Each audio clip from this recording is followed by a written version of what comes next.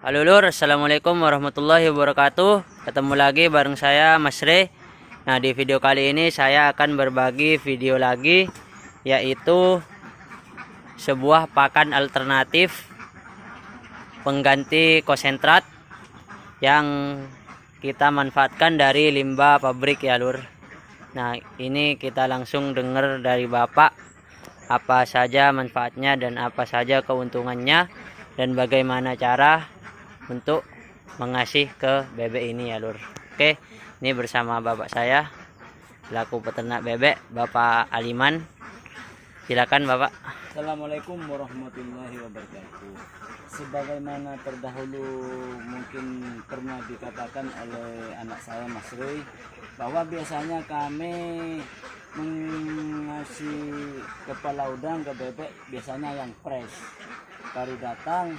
Karena ini memang kelebihan jatah, dari kemarin kami masak dahulu. Selain membunuh bakteri yang bisa membuat bau, ini tidak bau. Bahkan pernah saya coba terdahulu, kalau dimasak kayaknya lebih bagus. Jadi kami memang biasanya memberikan kepala udang yang baru datang dari pabrik, karena berhubung lebih separuh ini, karena yang ngirim orang lain lebih separuh, kami masak dahulu. Jadi ini tidak berbau. Bahkan pernah kali-kali kalau dimasak bahkan cuma menambah pekerjaan. Ini ya, tar dulu Pak. Ini tidak usah dicampur sama katul ya Pak. Tidak usah, dilainkan. Pakan yang tadi kami berikan hanyalah karbohidrat. Katul yang sudah difermentasi. Sedangkan ini proteinnya atau bisa disebut umumnya pengganti konsentrat. Bentar dulu. Ini udangnya ini apa tidak berbahaya Pak, bagi bebek, karena kan ini memiliki senjata yang sangat tajam ini Pak. Contohnya seperti ini. Oh iya, yang saya jawab, kayaknya bebek ini lebih pinter dari perkiraan kita. Contohnya di waktu dahulu saya pernah juga proteinnya mengasih kiong yang sudah besar, ditelan seperti besar kemiri, akhirnya menjadikan air. Kalau ini dibandingkan sitinya kiong, saya kira lebih keras. Jadi kenyataannya bebek ini juga punya kekuatan dan pinter. Kalau kepala udangnya ini besar, yang dimakan dahulu ininya dulu, nanti cakangnya ini belakangan dimakan malam-malam. Buktinya setelah pagi-pagi habis semua. Jadi bebek lebih pintar dari perkiraan kita, yang saya buktikan sudah antara 6-7 tahun. Yang kayak Pak Heri itu kan ada mesin slipnya ya Pak. Kan kita masih kekurangan modal lah untuk mau beli, tapi untuk slip itu kan lebih bagus ya Pak ya.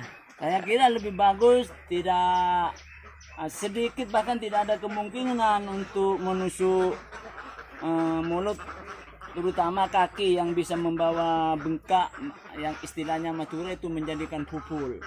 Oh iya. Tuh. Jadi kalau memang ada modal, ada waktu, ya lebih sempurna kalau kepala udang ini dijadikan adonan seperti bubur. Ya, kita doakan supaya nanti Bapak bisa, kalau ada rezeki, bisa membeli mesin giling, dan kita bisa, kalau halus kan kita bisa campur, kita buat bisa Langsung fermentasi, buat cari pakan-pakan yang ada di lapangan, lalu limbah seperti sayuran apa kan kita bisa giling, kita bisa manfaatkan ya Pak. Betul ya Pak? betul. Bahkan kadang-kadang walaupun ini belinya murah, nilainya bukan murahan, bahkan kadang-kadang lebih dari pakan pabrikan. Juga mungkin di dekat pesisir kalau tidak ada udang bisa menggunakan ikan yang murah-murah. Asal jangan yang kering ya Pak ya. Maksudnya ikan yang sedikit garam ataupun tidak ada garamnya, harus kering, dan kering itu kita giling menjadi tepung. Oh iya. Ayo mari kita aplikasikan dulu ya Lur. Di sini ini setiap hari dikasih udang, kepala udang ya lur. Nah, bahkan sampai ada yang udang itu size-nya besar, tapi tetap saja dibabat habis oleh si bebek ini ya lur. Nah, Kalau seperti ini langsung ditelan. langsung ditelan ya lur. Kalau kecil-kecil.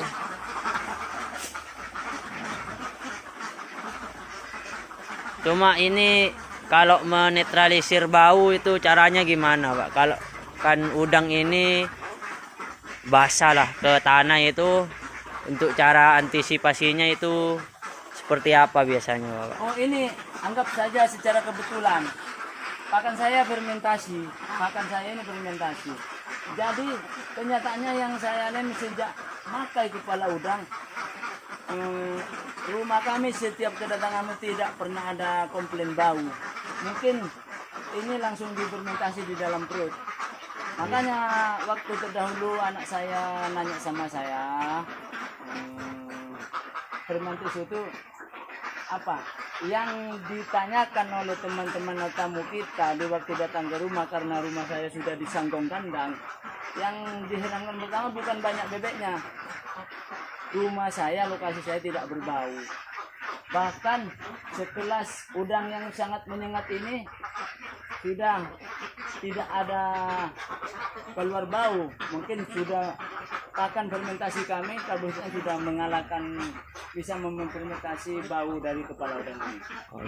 Berarti dari banyak pertanyaan teman-teman itu kalau pakai ikan atau pakai udang ini katanya keluhannya bau ya Pak. Berarti mereka tidak menerapkan pakan fermentasi, otomatis telek yang dibawa itu bercampur dengan becek ya Pak ya. Akibat kelebihan protein ya. Begitu ya Pak. Ya, tapi kenyataannya yang saya alami dari memakai kepala udang mungkin 5 tahun, teman baik orang dari jauh yang mau juga berternak apa, yang diherankan pertama kali rumah kami tidak berbau, tidak ada sabuk. Padahal rumah saya sudah disanggung 6 kandang. Iya. Bapak kan selama ini beberapa tahun menggunakan pakan kepala udang.